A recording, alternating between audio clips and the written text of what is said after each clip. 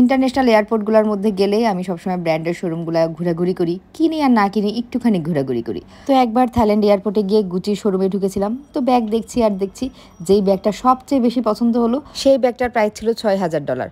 তখন dollar rate কম ছিল, তারপরেও বাংলাদেশি টাকায় প্রায় ৫ লাখ টাকার উপরে চলে এসেছিল দাম। আর এখনের ডলার রেট অনুযায়ী সেই ব্যাগের দাম প্রায় ৮ লাখ টাকার মতো হবে।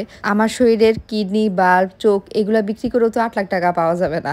তো যে জায়গায় আমার নিজের দামই ৮ লাখ টাকা নাই, সেই জায়গায় একটা ব্যাগ ৮ লাখ টাকা দিয়ে কেনার স্বপ্ন তো আমি জীবনেও দেখি না। যাই হোক, ৮ লাখ টাকা দিয়ে গুচির অরিজিনাল ব্যাগগুলো ইউজ করতে না পারলেও গুচির এই মাস্টার কপিগুলো কিন্তু আমি প্রায় সময় ইউজ করি।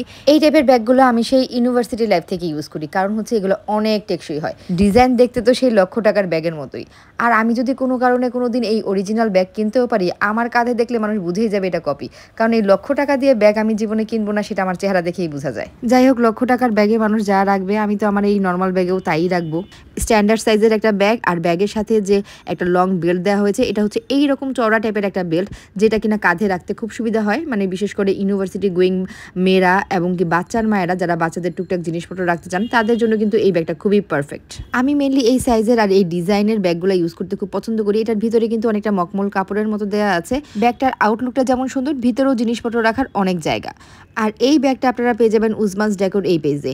নর্মালি আমি বাইরে যাওয়ার জন্য কিন্তু এই টাইপের ব্যাগ ইউজ করতে খুবই কমফোর্ট ফিল করি, কারণ এই যে একটা চেন, ভিতরের জায়গাটা একদম ওপেন। আর ভিতরে দেখেন, ভিতরের যে কাপড়টা, এটাকে কি টাইপ কাপড় বলে, মকমল টাইপ বা অন্য কিছু একটা হবে, মানে খুবই টেকসই একটা কাপড়, খুবই ভালো কোয়ালিটির কাপড় এগুলো। উজমাস ডেকোর পেজে আপনারা এই ব্যাগগুলোর অনেকগুলো কালার এবং ডিজাইন পেয়ে যাবেন। পেজটা আমি উপরে ট্যাগ করে দেবো।